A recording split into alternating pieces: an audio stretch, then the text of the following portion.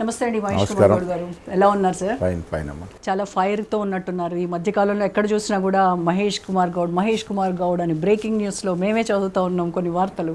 So ఏంటి, PCC అధ్యక్షుడిగా బాధ్యతలు చేపట్టిన తర్వాత మీకంటే ఇది బాధ్యత బరువుగా అనిపిస్తోందా, లేదు అని అంటే అసలు what is your feeling? Organisation system తెలిసిన వారికి ఇది బరువేం కాదు, కానీ ఒక పెద్ద బాధ్యత. పిసిసి అధ్యక్ష పదవి అనేది అంటే ప్రతి నాయకుడు ఏదో ఒక రోజు పిసిసి ప్రెసిడెంట్ అవ్వాలి అని కోరుకుంటారు. సో ఇది పెద్ద బాధ్యత. బట్ మనకు అనుభవం ఉంది కదా, జిల్లా స్థాయి నుంచి రాష్ట్ర స్థాయిలో చాలామంది పిసిసి అధ్యక్షుల నేతృత్వంలో పనిచేసాం మనం. గతంలో మర్రి చెన్నారెడ్డిని మొదలుకొని మధ్య తులసిదాస్ గారు, హనుమంతరావు గారు, ఆ తర్వాత మొన్న ఉత్తమ్ కుమార్ రెడ్డి గారు, ఆ తర్వాత రేవంత్ రెడ్డి గారు, అందరి హయాంలో పనిచేసాం కాబట్టి ఆ ఎక్స్పీరియన్స్ వచ్చేసింది కాబట్టి పెద్ద సమస్య కాదు, కష్టమేమనిపించట్లేదు. అయితే మీరు ఈ బాధ్యతలు చేపట్టాక మీ పైన రాళ్ళు ఎక్కువగా పడుతూ ఉన్నాయి. సో వాటిని ఎలా స్వీకరిస్తున్నారు? న్యాచురల్లీ ఎనీ పొలిటీషియన్ మనం ఎంత చలాగ్గా ఉరుకుడుగా ఉంటే అన్ని రాళ్ళు ఎక్కువ పడతాయి. మనం ఇంట్లో కూర్చుంటే ఎవరు పట్టించుకోరు. మనం యాక్టివిటీ పెంచినప్పుడు న్యాచురల్గా రియాక్షన్ వస్తుంది. సో ప్రజలు అర్థం చేసుకుంటారు ఆ రియాక్షన్లో పసంత ఉంది, అసలు ఈ వ్యాలిడ్ రియాక్షనా, ఈ పడే రాళ్ళు నిజంగా పడాల్సిన రాళ్ళా కావని ప్రజలు అర్థం చేసుకుంటారు. సో ఆ రాళ్ళని కూడా ఒక్కొక్క మైల్ రాయిగా మార్చుకుంటారు. ప్రతి పొలిటీషియన్ ఇవన్నీ స్వీకరించాల్సిందే. కొన్ని సందర్భాల్లో మనం తప్పిదాలు చేస్తాం, తప్పిదం చేసినప్పుడు విమర్శ వస్తుంది. సో అది నా బాధ అనిపించదు. ఏమీ లేకుండా విమర్శలు వచ్చినప్పుడు కొంత బాధ అనిపిస్తుంది. బట్ అన్నీ రొటీన్గా తీసుకోవాల్సిందే, not only me, any politician. So 30 నెలల కాంగ్రెస్ పాలన అంటే ప్రతిరోజు ఎక్కడో ఒక చోట నేతలపైన విమర్శలు, ప్రభుత్వ పాలన పైన ఆరోపణలు, ఈ రకంగా 30 నెలలు గడిచాయి. సో ఈవెన్ టుడే ఇవ్వాల్సినటువంటి హామీలు ఇంకా పెండింగ్లో ఉన్నాయి అని ఇటు ప్రతిపక్షాలు గగ్గోలు పెడుతున్నాయి. అక్కడక్కడ ప్రజలు కూడా దీనిపైన నిరసనలు చేస్తున్నారు, ప్రభుత్వాన్ని ప్రశ్నిస్తున్నారు, నేతల్ని అడుగుతున్నారు. సో ఎందుకు ఇంత డిలే అవుతున్నాయి మీరు ఇచ్చినటువంటి హామీలు? ఈ ప్రభుత్వమే కాదు, ఏ ప్రభుత్వమైనా 100% ప్రజల కోరికను తీర్చలేము. కారణం ఆర్థిక నిర్బంధం. ఆనాడు ఎన్టీ రామారావు మంచి మ్యాండేట్తో గెలిచాడు, అంత గొప్ప చరిస్మా నాయకుడినే ఓడించారు మళ్ళీ. సో ఏ నాయకుడైనా ఏ ప్రభుత్వమైనా 100% చేయలేం. ఎవరు ఎక్కువ చేశారన్నదే ఇంపార్టెంట్. ఇవాళ మా ప్రభుత్వం 23లో ఆనాడు పిసి అధ్యక్షుడిగా ఉన్న రేవంత్ రెడ్డి గారి నేతృత్వంలో ఎన్నికలకు పోయినప్పుడు చాలా వాగ్దానాలు చేశాం, లెక్కలేసే చేసాం. రాబడి చాలా పెరుగుద్ది అనుకున్నాం, పెరగకపోగా కేసీఆర్ గారు ఉద్యోగం ముందు నడిపిన నాయకుడిగా ముఖ్యమంత్రి అయ్యాక ఒక రకంగా చెప్పాలంటే ఫెయిల్ అయ్యారు. కారణం ఏంటంటే ముబ్బడిగా అప్పులు తెచ్చేశారు. మనకు ఒక లిమిట్ ఉంటుంది, ఎఫ్ఆర్బిఎం లిమిట్. ఆ లిమిట్ని అధిగమించి ప్రభుత్వ పరంగా కాకుండా సొసైటీల పరంగా కార్పొరేషన్లు పెట్టి, కాళేశ్వరం కూడా ఒక కార్పొరేషన్ పెట్టి దాన్ని సపరేట్గా స్టేట్ గవర్నమెంట్ పూచీకత్తిచ్చి లోన్లు తెచ్చారు. అవి తడిసి మోపడైనాయి. ఇలా దాదాపు 7.5 నుంచి 8 లక్షల కోట్లు ఈ చిన్న రాష్ట్రానికంటే చాలా పెద్ద బరువు అది. దాన్ని అధిగమించాలంటే చాలా తీవ్రంగా బోధపడాల్సి వస్తుంది. నెల తిరగకుండానే మనకు 6,500 వేల కోట్ల వడ్డీ అసలు కట్టాలి. ఒక 6,500 వేల కోట్ల జీతపత్యాలు ఉంటాయి, అటెండర్ మొదలుగున్న ఐఏఎస్ల వరకు. మిగిలిన 6,000 కోట్ల ప్రభుత్వం నడపాలి. ఇచ్చిన వాగ్దానాలు చాలా బరువైనవి, ప్రజల అవసరాలు అవి, ప్రజలు కోరుకుంటే హామీలు ఇచ్చే ముందు మరి కాంగ్రెస్ ప్రభుత్వానికి రాబడి పెరుగుద్ది అనుకున్నాం. ఎందువల్లనో కొంత అంటే మన దగ్గర కాదు, సంపద సృష్టించలేకపోయింది కాంగ్రెస్ ప్రభుత్వం. ప్రతి రాష్ట్రంలో ఉంది, మనం ఊహించిన మేరకు పెరగలేదు. ఈ అప్పులు కడతా ఉన్నాం. అయినప్పటికీ మనం ఇచ్చినటువంటి మెజారిటీ అంశాలు, వాగ్దానాలు 6 గ్యారెంటీలో మెజారిటీ అంశాలు ఇస్తూ ఉన్నాం. ఇలా మొదటి రోజునే ముఖ్యమంత్రి గారు ఉచితంగా మహిళలకి బస్సు ప్రయాణం ఇచ్చారు. ఇది యావత్ దేశంలో 2 రాష్ట్రాలు ఉంది, కర్ణాటక మంది. ఇది ఒక గొప్ప వరం. ఒక మహిళ ఎవరి మీద ఆధారపడకుండా ఎక్కడికన్నా ఫ్రీగా తిరిగేటట్టు అవకాశం ఇచ్చాము. ఇవాళ సన్న బియ్యం ఇస్తూ ఉన్నాం. ఏ రాష్ట్రంలో లేదు, అన్ని రాష్ట్రాలు మన వైపు చూస్తూ ఉన్నాయి. ఏంటి ఇంత గొప్ప కార్యక్రమం, ప్రజల్లో బాగా పోయింది అది. ప్రతి పేదవాడు, ఒక ధనికుడు ఏ బియ్యం తింటున్నాడు, ఆ అన్నాన్ని తినే అవకాశం మనం కలుగజేసాం. రుచిగా ఆస్వాదిస్తూ ఉన్నారు. దానికి తోడు ఇవాళ ఇందిరా మిల్లు. కేసీఆర్ గారు 2 సార్లు అధికారంలోకి వచ్చి మొదటిసారి వచ్చిన ఎండింగ్ నుంచి ప్రామిస్ చేసుకుంటూ వచ్చారు. Double bedroom, single bedroom. ఆనాడు సమైక్య ఆంధ్ర రాష్ట్రంలోనే 65-70 లక్షల ఇల్లు వచ్చాం మనం. అప్పుడు ఏమన్నారైనా సింగిల్ బెడ్రూమ్, అల్లుడస్ ఎక్కడ పడుకుంటాడు, ఇవన్నీ సెంటిమెంట్ డైలాగ్స్. ప్రజలు నిజంగా నమ్మిరారా కేసీఆర్ వస్తే మాకు డబుల్ బెడ్రూమ్ ఇస్తాడేమో. ఎక్కడిచ్చారు? లక్షల అప్లికేషన్లు వచ్చాయి, వేల సంఖ్యలో కూడా ఇవ్వలేని పరిస్థితి. వాళ్ళు మేము వచ్చాక ప్రతి నియోజకవర్గానికి 3,000 చొప్పున ఇందిరా మిల్లు ఇస్తా ఉన్నాం. కొన్ని నియోజకవర్గాలకు మాకు ఎమ్మెల్యేలు చెప్తున్నారు సర్ప్లస్గా ఉన్నాయి. అర్హత ఉండి ఇల్లు లేని పేదవాడు ఉండకూడదు ఏ గ్రామంలో కూడా. ఆ రకంగా ఇస్తా ఉన్నాం. 3,000 ఫస్ట్ ఫేస్లు ఇచ్చాము, ఇంకా 3,000 ఇవ్వబోతా ఉన్నాం. చాలా గొప్ప స్కీమ్ అది. ప్రజలు అంటే పేదవాడికి కాంగ్రెస్ ప్రభుత్వము మెయిన్గా ఉచితాలు, తర్వాత పథకాలు, సంక్షేమ పథకాలు పేదవాడికి ఇవన్నీ చేస్తున్నారు, ఫైన్, వాళ్ళ పైన ఫోకస్ చేస్తున్నారు. కానీ మరి సంపద సృష్టికి సంబంధించి ప్రభుత్వం ఏం చర్యలు తీసుకుంటోంది? ప్రభుత్వం చర్యలు తీసుకున్నా ఇందాక చెప్పి మన రాష్ట్రంలో అన్ని రాష్ట్రాలు ఈ ఆర్థిక నిర్బంధం కొనసాగుతుంది. అంటే మూవ్మెంట్ లేదు, రియల్ ఎస్టేట్ కొంత స్లో అయింది, రకరకాల కారణాల వల్ల మనం ఆశించిన మేరకు రాబడి రావట్లే. కాంగ్రెస్ ప్రభుత్వం వచ్చాకే రియల్ ఎస్టేట్ డౌన్ అయింది అనేది బీఆర్ఎస్ చెప్తున్నారు. లేదు డౌన్ అంటే ఎవరి వల్లనో డౌన్ అని కాదు, అంటే కేటీఆర్ చేసిపోయారు కాబట్టి డౌన్ అయింది అనట్లే. అంటే రాష్ట్రానికి పరిశ్రమలు వచ్చాయనుకోండి ఆటోమేటిక్గా జనరల్గా డౌన్ అవుతుంది. అన్ని రాష్ట్రాలు ప్రపంచవ్యాప్తంగా ఆర్థిక మాంద్యం ఉంది. పరిశ్రమలు అంటే ఇప్పుడు వాళ్ళు ఏం తెచ్చారు 10 ఏళ్లలో? ఎన్ని వేల కోట్లు విదేశీ పెట్టుబడులు తెచ్చారు? జీరో. ఇవాళ సీఎం గారు శ్రీధర్ బాబు గారు 2 సార్లు దావోస్ పోయారు. 1,78,000 కోట్ల పెట్టుబడుల యొక్క గ్యారంటీ వచ్చింది. అది పేపర్ల మీదే ఉన్నాయి. దాంట్లో సరే మనం గ్లోబల్ సమ్మిట్ చేస్తే 5,75,000 కోట్ల పెట్టుబడులకి అగ్రిమెంట్ పేపర్ల మీదే ఉంటే నేను దీంట్లో 60%, 70% ఏదైనా ఇమీడియట్గా ఇవాళ అగ్రిమెంట్ కానీ రేపు ఇన్స్టాల్ కాదు కదా. 60% వేసుకుందాం ఫ్రూట్ఫుల్ అయ్యేది. ఎన్ని వేల ఉద్యోగాలు వస్తాయి. సో డెవలప్మెంట్ జరుగుతుంది, సంక్షేమం కూడా అదే రకంగా జరుగుతూ ఉంది. ఈ సంక్షేమం ఇవ్వడంలో ఆర్థిక ఇబ్బందులు ఉన్నా ఎక్కడ కూడా మనము మేజర్ స్కీమ్స్ని జారవిడ్చట్లే. మనం బియ్యం, సన్న బియ్యం ఇస్తున్నాడు, దొడ్డు బియ్యం పేరిట స్మగ్లింగ్ అయింది. వాళ్ళ సన్న బియ్యం ప్రతివాడు తింటా ఉన్నాడు, తీసుకుంటా ఉన్నాడు. తలకి 6 కిలోలు ఇస్తున్నాం, 5-6 సభ్యులు ఉంటే 30-40 సరిపడా వస్తూ ఉన్నది. ఇవాళ మనకు రైతు రుణమాఫీ చేసాం, 23,000 కోట్లు ఏకకాలంలో చేశాం.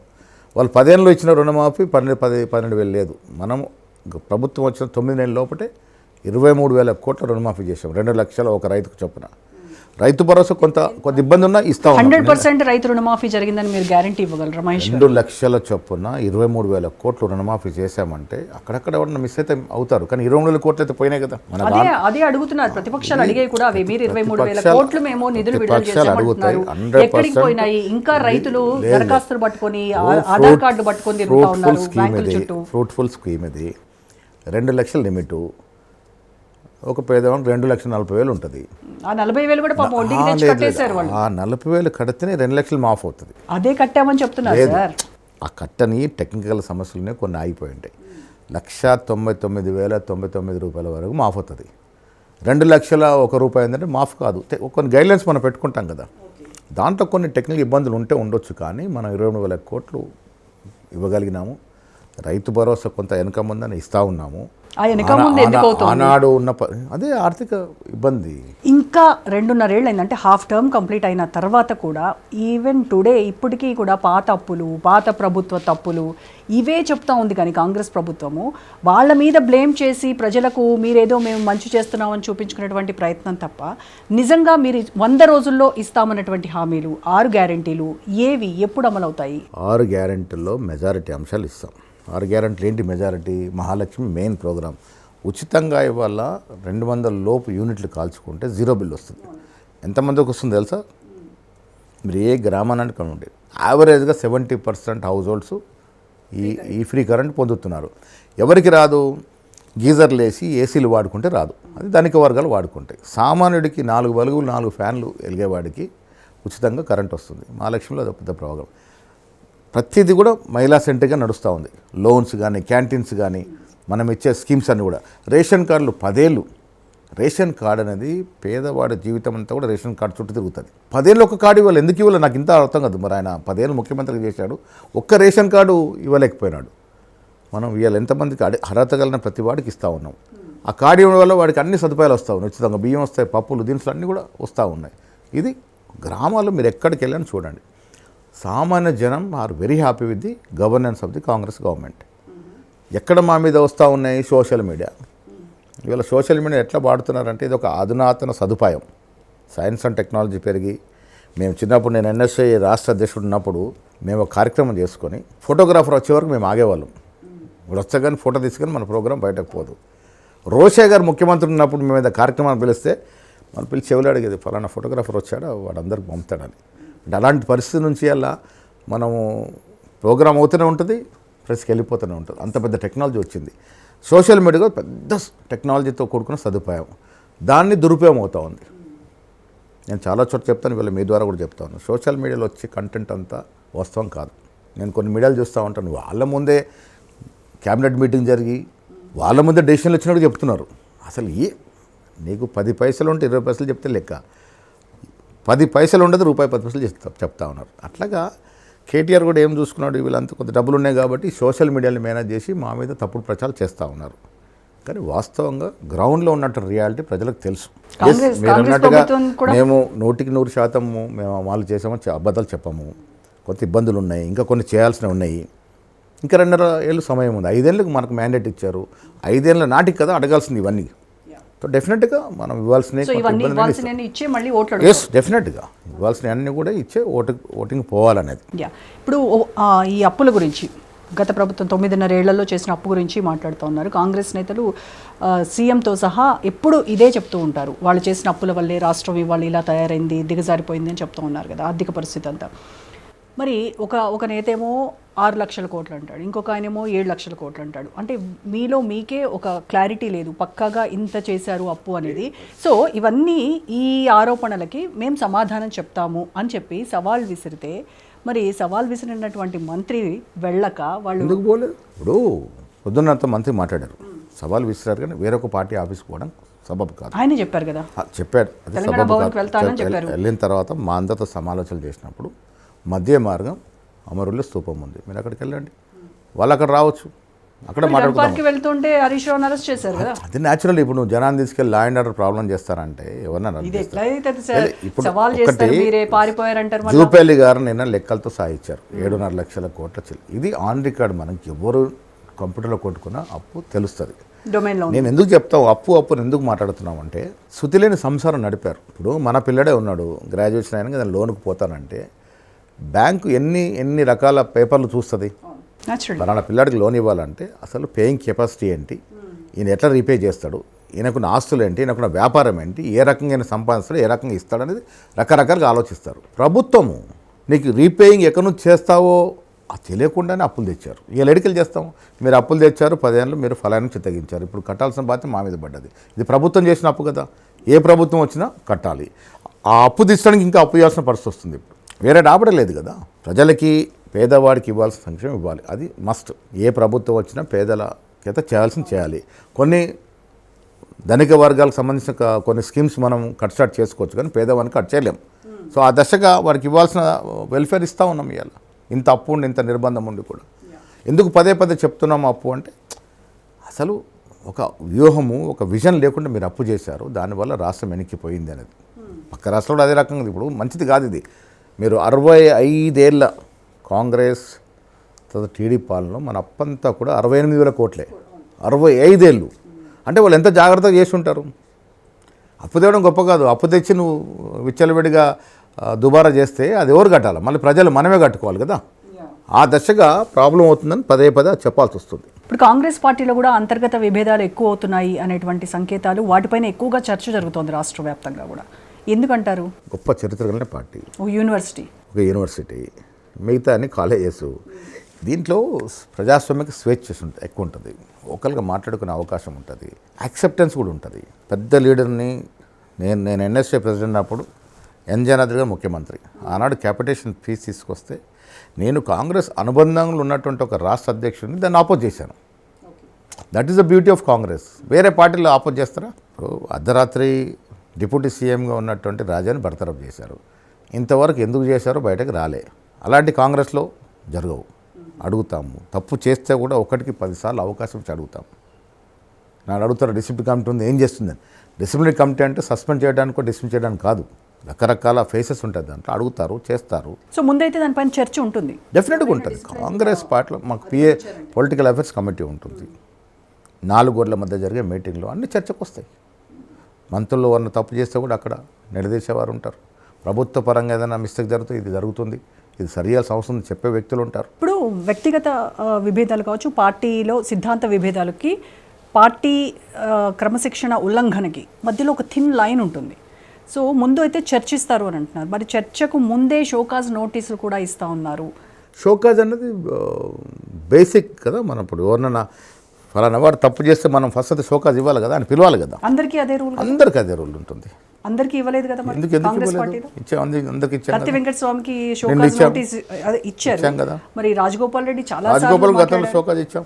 రీసెంట్ గా చాలా మాట్లాడారు. వివరణ ఇచ్చారు. ఎందుకు అడుగుతున్నారు, ఏం కథ అడుగుతారు, నేనే అడిగాను. రీసెంట్ గా షబ్బీర్ అలీకి ఇచ్చారా? షబ్బీర్ అలీకి ఇచ్చాం కదా. షబ్బీర్ అలీ మరి సీనియర్ నాయకుడే కదా, ఆయన మాటలు దొరికాడు కాబట్టి ఆయన కూడా ఇచ్చాం కదా. తర్వాత దాన్ని సరి చేసుకున్నాడు.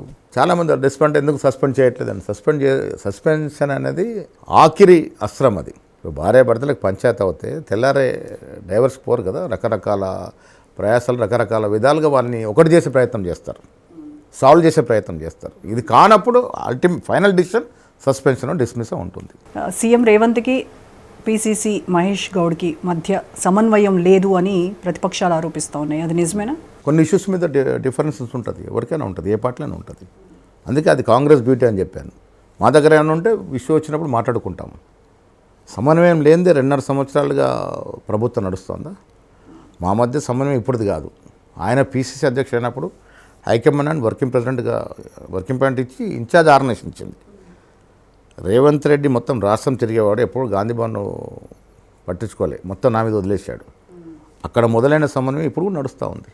ఏదైనా ఇష్యూ వచ్చినప్పుడు డెఫినెట్గా మాట్లాడతాను, అక్కడ దొరికినప్పుడు మాట్లాడుకుంటాం. కానీ నిర్ణయాలన్నీ రేవంత్ రెడ్డి కేంద్రంగా జరుగుతూ ఉన్నాయి. న్యాచురల్లీ ప్రభుత్వం ఉన్నప్పుడు నిర్ణయం మీ పరిధిలో నిర్ణయాలు మా పరిధి లేదు, అది తప్పది. అంటే బయటకు తెలియదు. ఇప్పుడు నిర్ణయం తీసుకుంటే అడుగుతారు. కొన్ని ప్రభుత్వ పరంగా తీసుకోవాల్సిన నిర్ణయాలే ఉంటాయి. ఎవరు ఉంటారో క్యాబినెట్లో తీసుకుంటారు. తీసుకునే ముందు కూడా పీసీ ప్రెసిడెంట్కి తెలియజేస్తారు, ఇలాంటి ఫలానా నిర్ణయం తీసుకుంటామని. మొన్న రైతు భరోసా ఇచ్చారు, చెప్పారు ఈ రకంగా ఇవ్వాలని నిర్ణయం తీసుకున్నాం, 8,000 కోట్లు ఇస్తూ ఉన్నామని. అది కమ్యూనికేషన్ ఎట్లా ఉంటుంది. పార్టీకి కొన్ని నిర్దిష్టమైనటువంటి కార్యక్రమాలు ఉంటాయి, ప్రభుత్వ అధినేతగా వారికి కొన్ని నిర్దిష్టమైన కార్యక్రమాలు ఉంటాయి. అల్టిమేట్గా నేను చాలా సందర్భాలు చెప్తే this is a Congress government, Revanth Reddy is a Congress chief minister. So Congress పార్టీలో విధానమైన నిర్ణయాలు తీసుకున్నామని చర్చ ఉంటుంది. దాన్ని పొలిటికల్ అఫైర్స్ కమిటీ అంటాం. కొన్ని సందర్భాల్లో ఇమ్మీడియట్గా నిర్ణయం తీసుకోవాల్సి వస్తుంది. దాన్ని మళ్ళీ తర్వాత జరిగే పిఎస్లో పెడతారు, ఈ రకంగా నిర్ణయం తీసుకోవాల్సి వచ్చి తీసుకున్నాం, మీ అభిప్రాయం ఏంటంటే. అది ఒక కాంగ్రెస్ పార్టీలోనే సాధ్యం. మిగతా ఏ పార్టీలో ఈ స్వేచ్ఛ ఉండదు. అందులోనూ రీజనల్ పార్టీస్లో అసలే ఉండదు. రీజనల్ పార్టీలో ఏముంటుంది, head of the party supreme. మనం టీఆర్ఎస్లో చూసాం, ఒక టీఆర్ఎస్ కాదు, డిఎంకే కానీ, పైన మమతా బెనర్జీ కానీ, టీఎంసీ కానీ, శివసేన పార్టీ, ఎక్కడైనా రీజనల్ పార్టీ వచ్చేసరికి బాస్. అలాంటప్పుడు నిర్ణయాలు తీసుకోవడం కూడా ఈజీ అవుతుందని వాళ్ళు చెప్తూ ఉంటారు. హైకమాండ్ రావాలి, నిర్ణయాలు తీసుకోవాలి, జీవోలు విడుదల చేయాలి. మా దగ్గర కూడా అవసరం ఉన్నప్పుడు నిర్ణయాలు తీసుకుంటారు, ఆ స్వేచ్ఛ ఉంటుంది ముఖ్యమంత్రి కానీ పీసీ. నేను కూడా ఏదైనా నిర్ణయం తీసుకుంటాం. కొన్ని ముఖ్యమంత్రి చెప్పి తీసుకుంటాం, కొన్ని చెప్పలేని పరిస్థితి ఉంటే తీసుకున్న తర్వాత ముఖ్యమంత్రి తెలియజేస్తాం. Is also part and particle of party కదా. యాదగిరిగుట్ట ట్రస్ట్ బోర్డు ఇప్పుడు చాలా వివాదాస్పదమైంది. దాని గురించి రకరకాల విమర్శలు వస్తూ ఉన్నాయి. ఎందుకు అలాంటి, అంటే అనాలోచితంగా తీసుకున్న నిర్ణయమా, దీని వెనకాల కూడా ఏదైనా రాజకీయ కారణం ఉంది? ఒకసారి నేను ముఖ్యమంత్రికి వచ్చి మాట్లాడినప్పుడు ఆయనకి ఏంటంటే యాదగిరిగుట్టని ఒక పెద్ద మందిరంగా, ఒక పెద్ద సంస్థానంగా తీర్చిదాలని ఆలోచన. ప్రభుత్వ పరంగా ఇస్తున్న నిధులు సరిపోవట్లే. కొంతమంది దాతలు ముందుకొచ్చి ఈ తెలంగాణలో గొప్ప పుణ్యక్షేత్రం కాకుండా యావత్ ప్రపంచ దృష్టి ఆకర్షే విధంగా మేము అభివృద్ధి చేస్తాము, మా నిధులతో అభివృద్ధి చేస్తామని ముందుకు వచ్చినారు. ఆ అభివృద్ధిని మైండ్లో పెట్టుకొని ఆ రకంగా నిర్ణయం తీసుకొని కొంత వివిధ రంగాలకు చెందినటువంటి వాళ్ళని నన్ను మెంబర్స్గా పెట్టినారు. కాకపోతే నల్గొండ నాయకులు కొంత సంప్రదించుంటే బాగుండేదని అందరి అభిప్రాయం. నేను కూడా దాన్ని ఏకీభవించాను, ముఖ్యమంత్రిగా చెప్పాను చేస్తుంటే బాగుండేదని.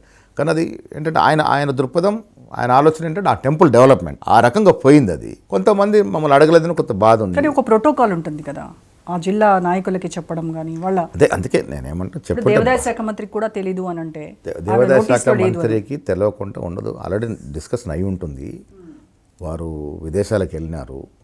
అంటే ఇవాళ బోర్డు ప్రకటించారంటే నిన్న మొన్న తీసుకున్న నిర్ణయం ఉండదు. అది నాకు ఎప్పుడో 1.5 month ముందు ఈ డిస్కషన్ వచ్చింది. మరి దాంట్లో ఎక్కువగా ఆంధ్ర వాళ్ళని కావాలని పెట్టారా? ఇప్పుడు టీటీడీ బోర్డులో తెలంగాణ వాళ్ళు 3-4 ఉన్నారు. దేవస్థానాల విషయానికి వచ్చినప్పుడు ఆంధ్ర తెలంగాణది ఏముండదు. అల్టిమేట్గా అంటే నేను అనుకోవడం, ముఖ్యమంత్రి గారి ఆలోచన ఏముందంటే టెంపుల్ని స్పీడ్గా డెవలప్ చేయాలని ఒక ఆలోచన ఉంటుంది. దాంట్లో ఈ నిర్ణయం తీసుకుని ఉంటారు. అయితే అందులో కొణిదెల సురేఖ పేరు కూడా ఇప్పుడు చాలా చర్చనీయాంశం అవుతోంది. అంటే మొన్నటి వరకు పవన్ కళ్యాణ్ ఇక్కడికి వచ్చి తెలంగాణ మీ అయ్య జాగీరా అని ప్రశ్నించిన పవన్ కళ్యాణ్ ఇంటి సభ్యులకి ఈ రకమైనటువంటి పీఠం ఇవ్వడం ఎంతవరకు కరెక్ట్? పవన్ కళ్యాణ్ పెళ్ళై వేరే సంసారం, చిరంజీవి గారు వేరే సంసారం. family, చిరంజీవి గారు ఒక ఫ్యామిలీలో రకరకాల పార్టీలు, ఆంధ్ర రాయలసీమ ఉండి ఒకరు వైఎస్ఆర్లో ఎమ్మెల్యే ఉంటే ఒకరు టీడీపీలో ఎమ్మెల్యే ఉన్న సందర్భాలు ఉన్నాయి. చిరంజీవి గారు కాంగ్రెస్ మెంబర్, ఈరోజు కూడా నాకు తెలిసి కాంగ్రెస్లో మంత్రి అయినారు. ఆయన ప్రత్యక్ష రాజకీయాలకు దూరం ఉన్నప్పటికీ కూడా వేరే పార్టీలు ఇక్కడ జాయిన్ అయినట్టు నేనే చూడలేదు. నేనైతే ఇప్పటికైనా కాంగ్రెస్ మెంబర్గానే అనుకుంటాను. ఆంధ్రప్రదేశ్ కాంగ్రెస్ పార్టీలో మెంబర్షిప్ ఉంది ఆయనకి. కానీ ఆయన ఎప్పుడు చెప్పలేదు నేను కాంగ్రెస్లో ఉన్నాను, కాంగ్రెస్ సభ్యత్వం. ఆయన వేరే పార్టీలో చేరలేదు కదా, పవన్ కళ్యాణ్ పార్టీలో అయితే చేరలేదు. పవన్ కళ్యాణ్ రాజకీయాలు వేరు, చిరంజీవి రాజకీయాలు వేరు. చిరంజీవి గారు ఒక మెగాస్టారు, సూపర్ స్టార్ కాబట్టి వారు సత్యం పెడితే కొంత టెంపుల్ యొక్క ప్రతిభ పెరుగుతుంది అనుకుని ఉండొచ్చు. కోమటిరెడ్డి రాజగోపాల్ రెడ్డి పదే పదే విమర్శలు చేస్తూ ఉంటారు. సీఎం రేవంత్ పరిపాలన పైన, ఆయన పనితీరు పైన అసంతృప్తిగా వ్యక్తం చేస్తూ ఉన్నారు. అండ్ క్యాబినెట్ ఎక్స్పాన్షన్లో ఈసారి కనుక తనకు మంత్రి పదవి దక్కకపోతే పార్టీ నుంచి బయటకు వచ్చేస్తాను అనేటువంటి సంకేతాలు కొన్నిసార్లు బహిరంగంగానే ఆయన మాట్లాడారు. రాజగోపాల్ రెడ్డి గారి విషయం అది ఒక ప్రత్యేకమైన అంశం. అది వారు కాంగ్రెస్లో ఉన్నారు, కాంగ్రెస్ ఎంపీగా చేసినారు, కొన్ని కారణాల వల్ల బీజేపీ పోయినారు. మళ్ళీ ఎలక్షన్ ముందు వచ్చినప్పుడు ఆయనకి క్యాబినెట్లో అవకాశం ఇస్తారని హైకమాండ్ చెప్పినట్టుగా వారు చాలా సందర్భాలు చెప్పినారు. అది చెప్పుంటారు కూడా. కొన్ని అన్యారో కారణం వల్ల వాళ్ళ బ్రదరు ఎన్ఎస్ఏ నుంచి ఉన్నాడు కాబట్టి వెంకటరెడ్డి గారికి అవకాశం వచ్చింది. సో ఒక ఫ్యామిలీ ఇద్దరికి మంత్రులు ఇవ్వడం కుదరదు కాబట్టి కొంత ఇబ్బందికరం ఆగింది. హైకమాండ్తో మనం మాట్లాడినారు, ఆయనకు వారు ఏం ఆశీర్వదించారో తెలియదు, కొద్దిగా ఓకల్గా మాట్లాడతారు. అట్లా మాట్లాడి 1-2-3 సార్లు మాట్లాడిన తర్వాత మళ్ళీ ముఖ్యమంత్రితో కలిశారు, మళ్ళీ సర్దుకున్నారు. స్వేచ్ఛ ఉంటుంది. నేను నిన్నాక మొన్న మాట్లాడినప్పుడు కూడా చెప్పినాను, కొత్త మాట్లాడేటప్పుడు కొద్దిగా జాగ్రత్తగా మాట్లాడాల్సిన అవసరం ఉంటుంది.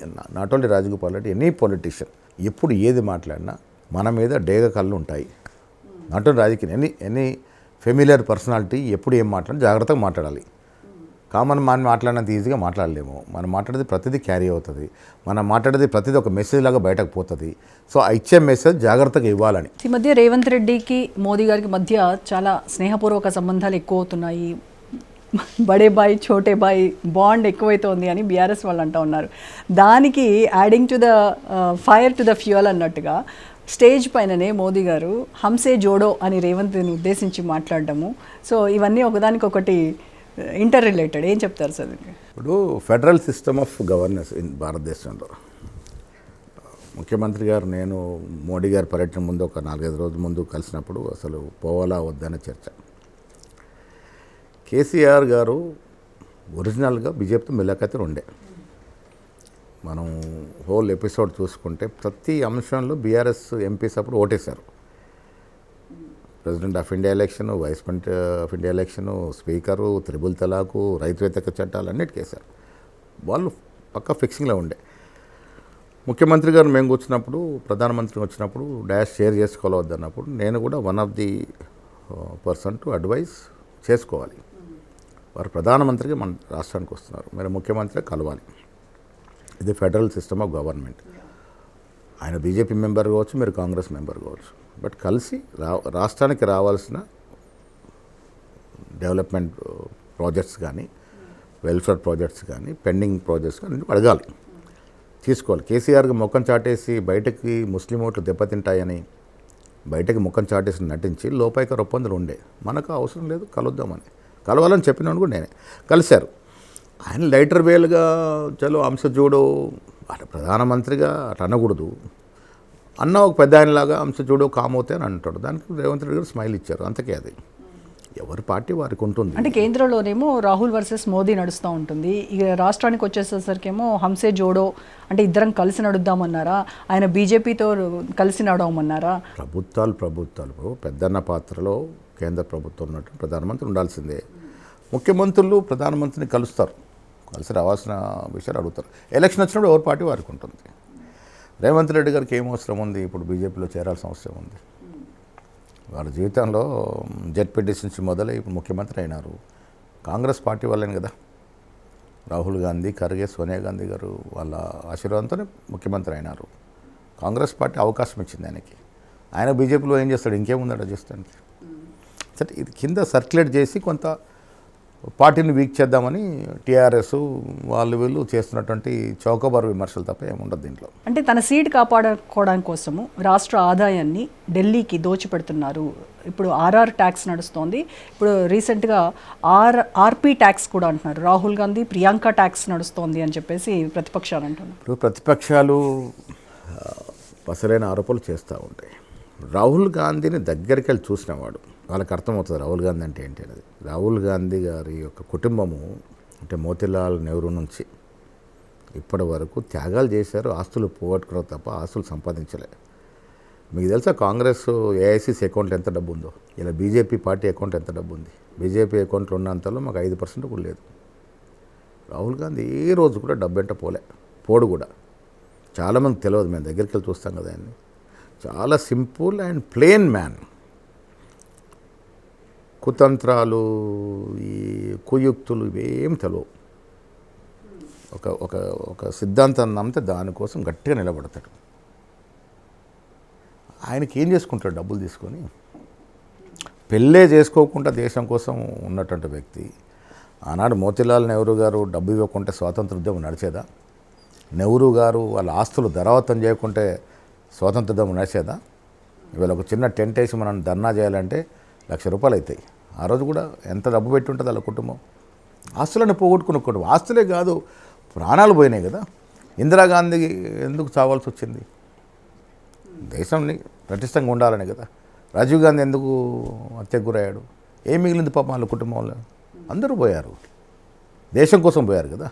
ఇవాళ ఇంత గొప్పగా మాట్లాడుతున్న బీజేపీ టీఆర్ఎస్ ఎవరన్నా వాళ్ళ ఇళ్ళలో ఎవరన్నా త్యాగం చేశారా దేశం కోసం? బీజేపీ పార్టీ కనీసం స్వాతంత్రంలో భాగం ఉందా?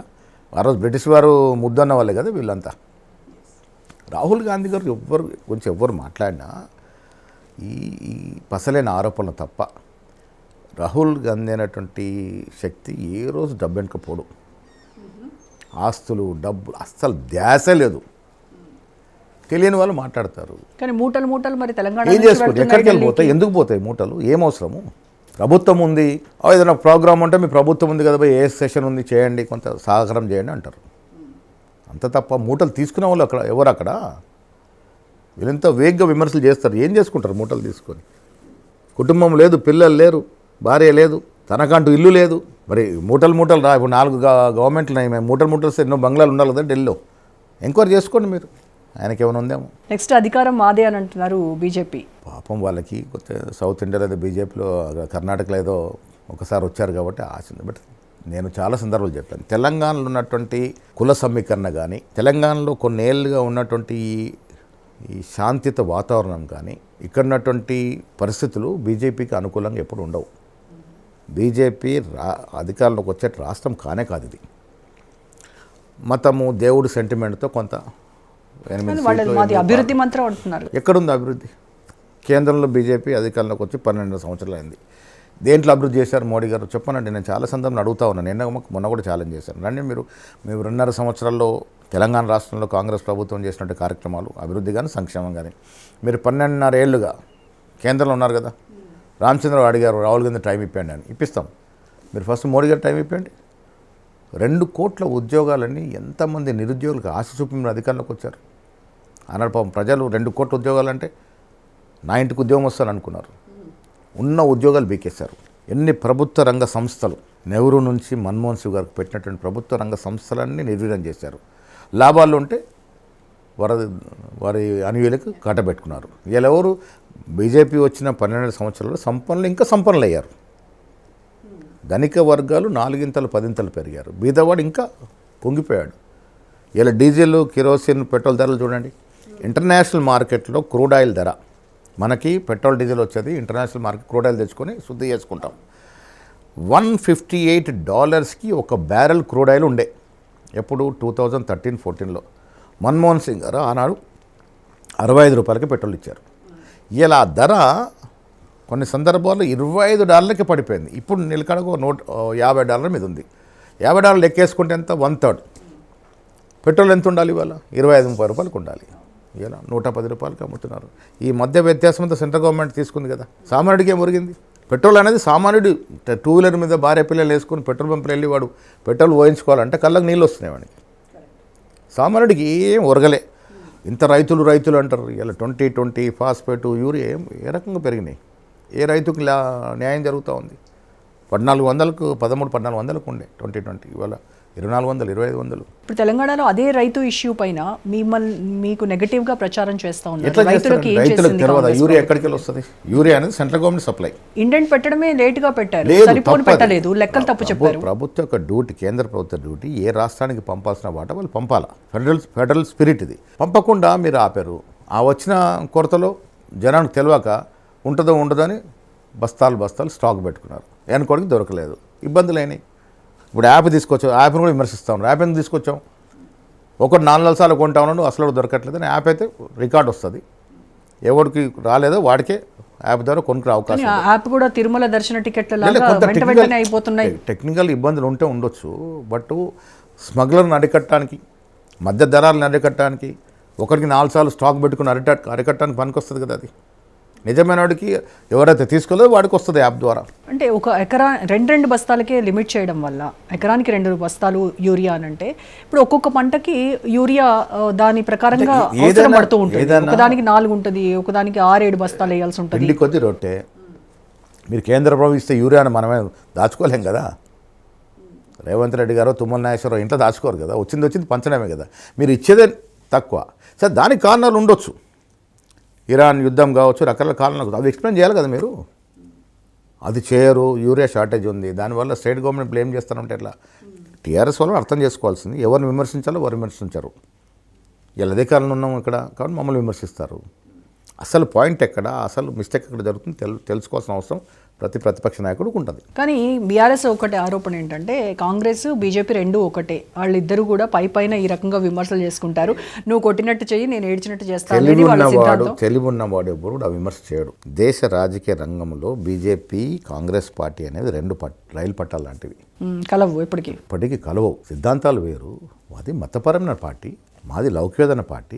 దేశంలో చాలా చోట్ల చాలా పార్టీతో కలిసాం మేము. CPI, CPM, TMC, DMK, AIADMK, ఇక్కడ టీడీపీ కలిసాం. టీఆర్ఎస్తో కూడా కలిసాం. ఎప్పుడు కూడా బీజేపీతో కలిసినటువంటి సందర్భాలు లేవు, రావు కూడా. ఎవరిని అది విమర్శిస్తుంది బుద్ధి తక్కువతనం. ఎట్లా చేస్తారు మీరు? మేము బీజేపీ ఒకటి అవడండి.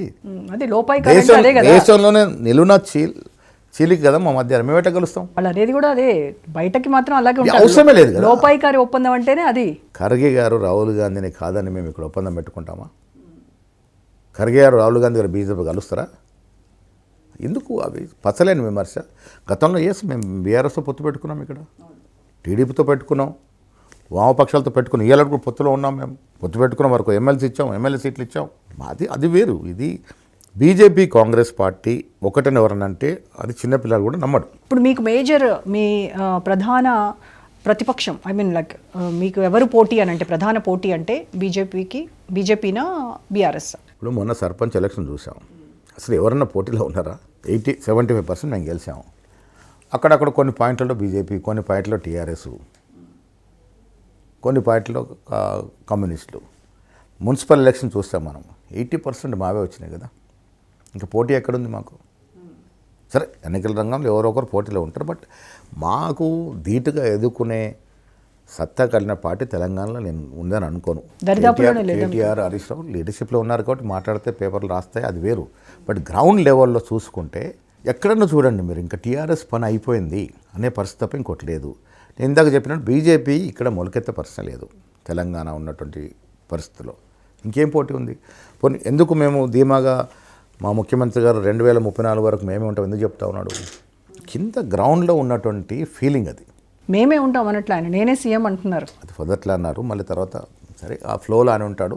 బట్ మా ప్రభుత్వం, మా కాంగ్రెస్ ఉంటుంది అనేది ఎందుకు అంత ధీమాగా అంటా ఉన్నాడు అంటే కింది లెవెల్లో ఆ ఫీలింగ్ ఉంది. ఇలా సామాన్యుడు చాలా సంతోషంగా ఉన్నాడు. ఉద్యోగాలు 10 ఏళ్ళలో ఎన్ని ఉద్యోగాలు ఇచ్చారండి గవర్నమెంట్ ప్రభుత్వ పరంగా? మేము వచ్చిన వెంటనే హెల్త్, పోలీస్ డిపార్ట్మెంట్, ఎడ్యుకేషను అన్నీ మేము 2 లక్షలు ఇస్తామన్నాం. మేము ఇప్పుడు 80 దాకా ఇచ్చాం. ఇంత ఆర్థిక నిర్బంధం. అంటే వాటిలో నోటిఫికేషన్లు ఇచ్చినవన్నీ మీరు ఎవరు నోటిఫికేషన్? ఎవరు వద్దన్నారు?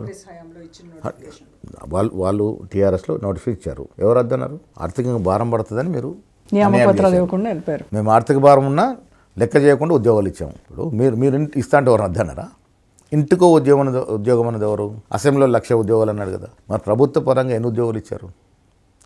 రిటైర్మెంట్ ఏజ్ పెంచి ఉన్న ఉద్యోగాలు రాకుండా వాళ్ళని బరువు తగ్గించుకోవడానికి ఎక్సైజ్లో అధికారం నుంచి పోతూ 3 నెలల తర్వాత జరగాల్సిన వైన్ షాప్ల ఆక్షన్ 3 నెలల ముందు పెట్టి ఆ డబ్బులు కూడా ఎత్తుకొని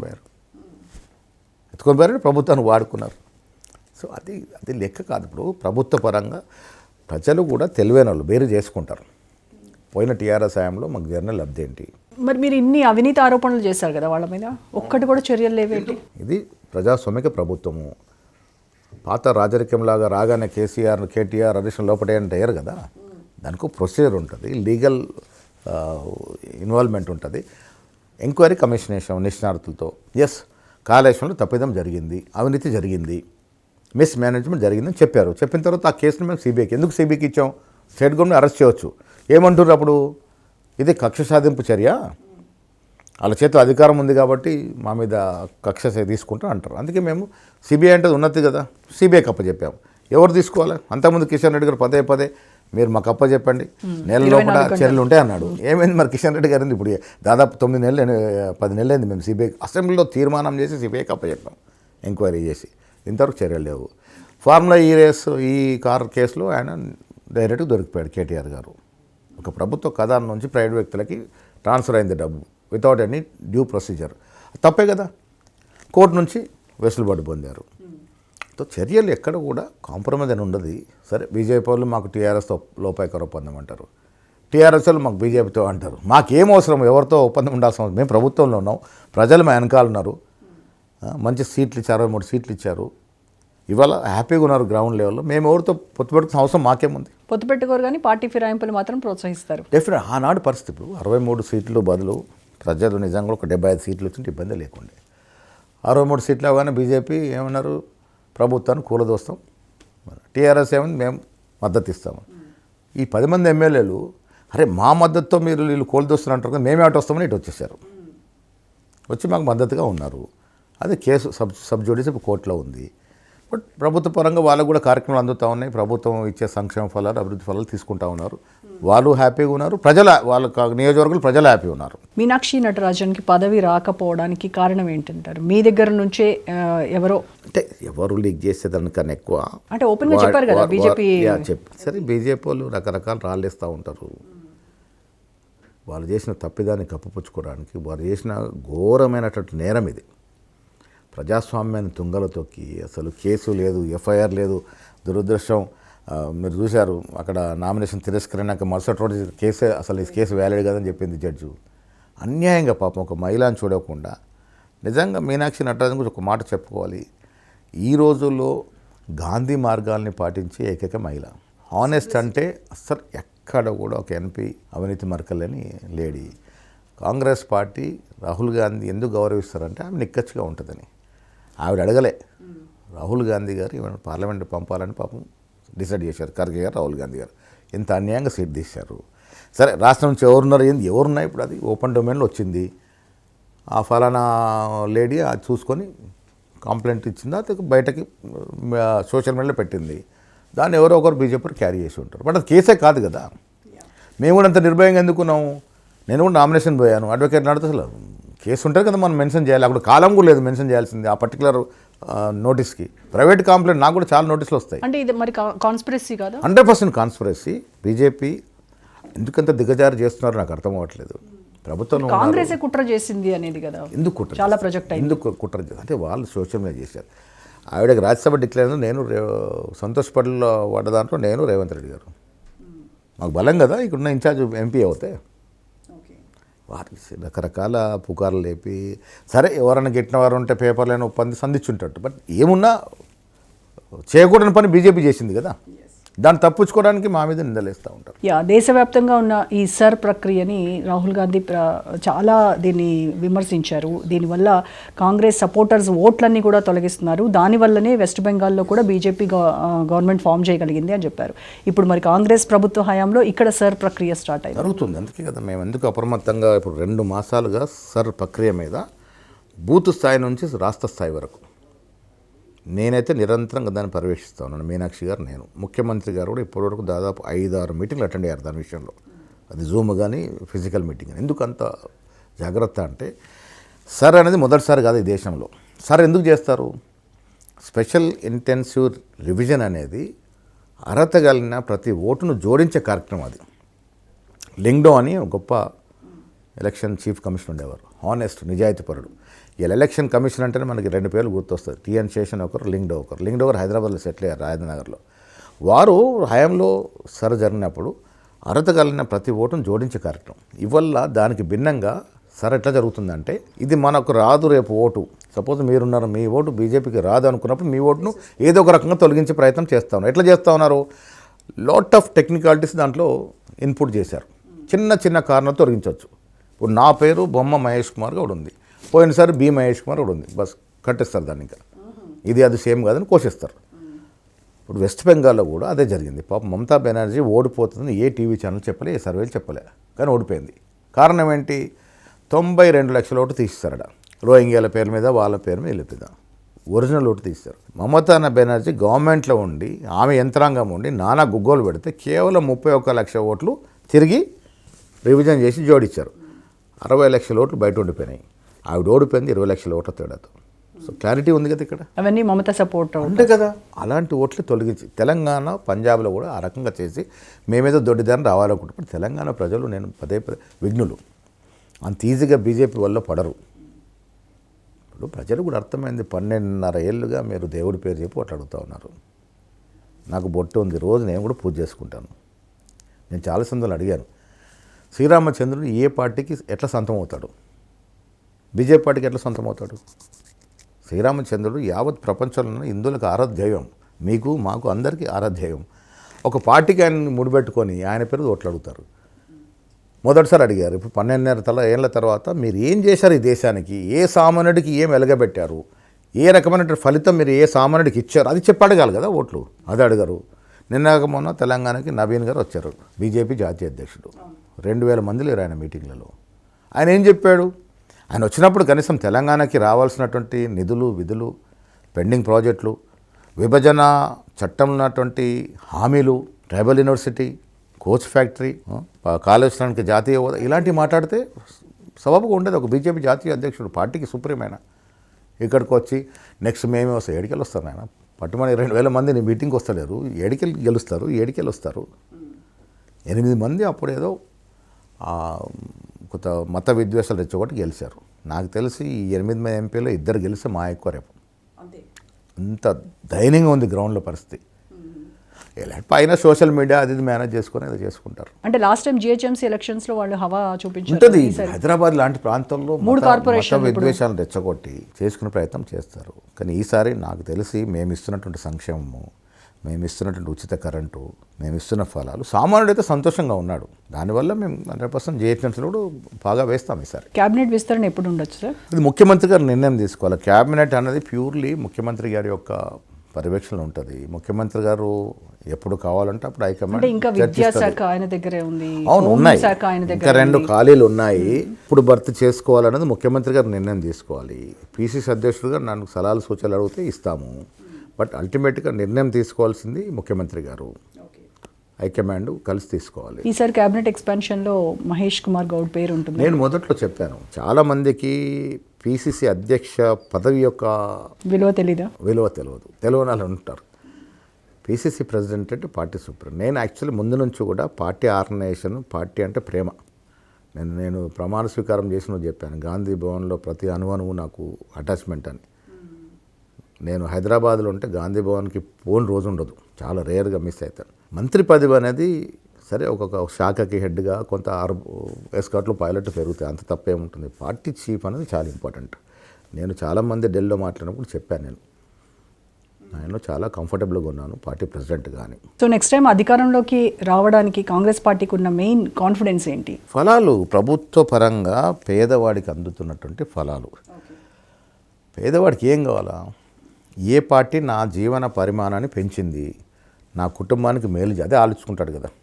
వీళ్ళు మతము, కులము అన్నీ చేసినా కొంత వేవర్ అవుతారు, కానీ మిగతా వాళ్ళు ఆలోచుకుంటారు కదా. ఇలా కాంగ్రెస్ పార్టీ పేదవాడికి అన్నీ ఇస్తూ ఉంది, పేదవాడికి ఎక్కడ నష్టం జరగట్లే. ఇవ్వాల్సిన ఫలాలు ఇస్తూ ఉన్నాం, చూపాల్సిన అభివృద్ధి చూపిస్తూ ఉన్నాం. వాళ్ళకి కావాల్సింది ఏముంది? సో న్యాచురల్ నెక్స్ట్ టైం మాకే ఓటేస్తారు, దాంట్లో మనమానం లేదు. అంటే ఒక మనిషికే పాజిటివ్స్ నెగటివ్స్ ఉంటాయి, అలాంటప్పుడు ఒక పార్టీకి కూడా ఉంటాయి. సో కాంగ్రెస్ పార్టీ అలా నెగటివ్ని పాజిటివ్గా మార్చుకోవాల్సినటువంటి విషయాలు అంశాలు అంటే ఏమున్నాయి? ఏమిటి ఇప్పుడు న్యాచురల్గా ఒక 5 ఏళ్ళ తర్వాత కొంత యాంటీ ఇన్కంబెన్సీ వస్తుంది, అది ఎంత అనే దాని మీదనే గెలిపోవటంలో ఉంటాయి. బట్ మాకు ఇప్పుడు ఉన్న సమాచారం బాగా అసలు యాంటీ ఇన్కంబెన్సీ అనేది కనబడట్లేదు మాకు. పోనీ ఎదుటి పార్టీ బాగా బలంగా ఉందంటే ఏంది వాళ్ళ బలం? ఇలా బావమరదే తిరుగుతూ ఉన్నారు గ్రామానికి. కేసీఆర్ గారు పెద్ద ఆయన, అంటే మీ వైఫల్యాలే వాళ్ళ బలం అని చెప్తున్నారు కదా అనుకుంటారేమో, కానీ ప్రతిసారి అది పనిచేయదు. కేసీఆర్ గారు ఎందుకు ఫామ్ హౌస్కి పరిమితమై ఉన్నారు? వారికి తెలుసు గ్రౌండ్ రియాలిటీ.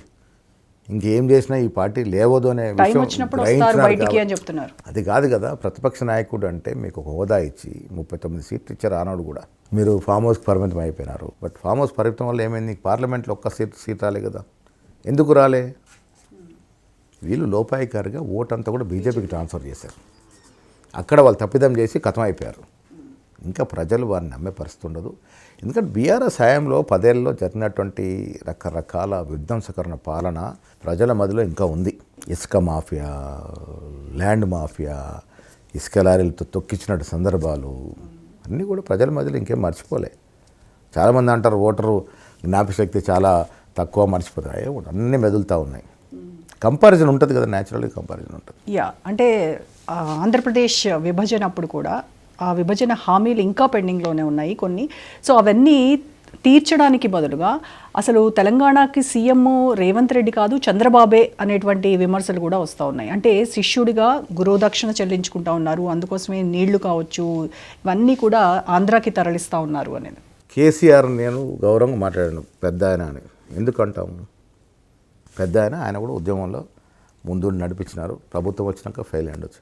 చంద్రబాబు కూడా రేవంత్ రెడ్డికి అంతే కదా. ఆయన హయాంలో పనిచేసినటువంటి ఇది పెద్ద ఆయన గౌరవిస్తాడు. కానీ ఒక రాష్ట్ర ముఖ్యమంత్రి అయిన తర్వాత, అంటే రాష్ట్ర ప్రయోజనాలు ముఖ్యం కదా, ముఖ్యమంత్రి అయిన తర్వాత రేవంత్ రెడ్డి గారు ఎవరైనా ఆ స్థానంలో ఉంటే ఎప్పుడు కూడా రాష్ట్ర విషయాల్లో ఎక్కడ కూడా రాజీ ఉండదు. ఇది చాలా పొరపాటుగా చంద్రబాబు చెప్పి అది 1 ఏదైనా ఫేవర్ ఉంటే ఎవరైనా చేస్తారు. బట్ నీకు రాష్ట్ర విషయంలో ఎక్కడ కూడా రాజీ ఉండదు ఒక ముఖ్యమంత్రికి. అది తెలుసుకోవాలి. చాలా సందర్భాలు రేవంత్ రెడ్డి గారు కూడా చెప్పారు. నీటి వాటా విషయంలో కానీ, ఇప్పుడు పైనుంచి వచ్చే మహారాష్ట్ర, కింద ఉన్న ఆంధ్రప్రదేశ్, పక్కన కర్ణాటక, ఇవన్నిటితో వాటాల విషయంలో ఎక్కడో కాంప్రమైజ్ లేదు. గతంలో వారు చేసిన తప్పిదాల వల్ల మరి కొద్దిగా ఇబ్బందులు వస్తున్నాయి. హరీష్ రావు గారు ఇరిగేషన్ మంత్రిగా కొన్ని సంతకాలు చేశారు. కేసీఆర్ గారు అప్పుడు ఎందుకు మరి దాన్ని చేశారు. దానివల్ల మనకి ఇబ్బందులు సరిదిద్దే కార్యక్రమంలో ఇప్పుడు మా ఉత్తమ్ కుమార్ రెడ్డి గారు ఉన్నారు. ఎక్కడ కూడా ముఖ్యమంత్రి అయిన తర్వాత ఎక్కడ రాజీ ఉండదు. వీళ్ళు ప్రచారం చేస్తూ ఉంటారు చంద్రబాబు పాలనని, కొంత ఇందాక మీద బీజేపీ మోడీ తిందని, ఇవన్నీ ప్రచారాలు చేస్తూ ఉంటారు. ఒక ముఖ్యమంత్రి స్థాయికి వచ్చిన వ్యక్తి, ఒక పార్టీ ద్వారా వచ్చిన వ్యక్తి ఎందుకు రాష్ట్ర ప్రజల విషయంలో రాజీ పడతాడు? ఆయనకు భవిష్యత్తు ఉంది కదా, ఎందుకు రాజీ పడతాడు? కాంగ్రెస్ పార్టీ కూడా ప్రజలకు చేసేదేమో గోరంత అయితే చెప్పుకునేది కొండంత అని అంటున్నారు. అసలు ఆ ప్రచారానికి మీరు చేసేటువంటి ఖర్చు, కోట్ల ఖర్చు, అక్కడ చాలా మంది మాత్రం ఏమంటారంటే అసలు మీరు ఎందుకు ప్రభుత్వం వచ్చాక ప్రచారం ల్యాకింగ్ లో ఉన్నారని అడుగుతున్నారు. ఎకరానికి ఒక సభ పెట్టి మరి మీరు రిలీజ్ చేస్తా ఉన్నారు, దాని గురించే కదా అంత ఖర్చు. ఇది కూడా మళ్ళీ కంపారిజన్ 10 ఏళ్ల హయాంలో వాళ్ళు ఇన్ఫర్మేషన్ డిపార్ట్మెంట్ నుంచి ఖర్చు పెట్టింది ఎంత, మేము 2.5 పెట్టింది ఎంత, క్లారిటీ వస్తుంది. విచ్చలవిడిగా దుబారా చేశారు అప్పుడు టీఆర్ఎస్ హయాంలో. వారు నడిపిందే శాంపుల్ సర్కారు. దళిత బంధు అన్నారు, ఎంతమందికి ఇచ్చారు? శాంపుల్ ఒక 10 మంది ఇచ్చి మొత్తం ఊరంతా నీళ్ళూరగొట్టారు.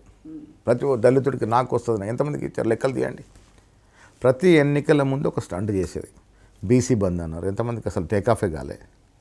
ప్రతి ఎలక్షన్ ముందు నిరుద్యోగ భృతి అన్నారు, ఇచ్చారు ఎవరికన్నా? ఉద్యోగాలను ఇచ్చారు ఎవరికన్నా? వాళ్ళు శాంపుల్ సర్కార్ కేవలం కేసీఆర్ను ముందు పెట్టి నడిపించారు 10 ఏళ్ళు తప్ప గ్రౌండ్ లెవెల్లో ఏమీ పోలే. ఎంతైనా పోతే పోయింది. కంపారిజన్లు ఇవాళ మాది మెరుగైన పాలన ఉంది. పేదవాడికి అందాల్సిన ఫలాలు సమృద్ధిగా అందుతూ ఉన్నాయి. అప్పటికిప్పటికి పోల్చుకుంటే చాలా మెరుగ్గా ఉంది. కాబట్టి న్యాచురల్ ప్రజలు మన కోరుకుంటారు. రేపు చూద్దాం సార్ ఏం జరుగుతుందో. Thank you so much Mahesh గారు.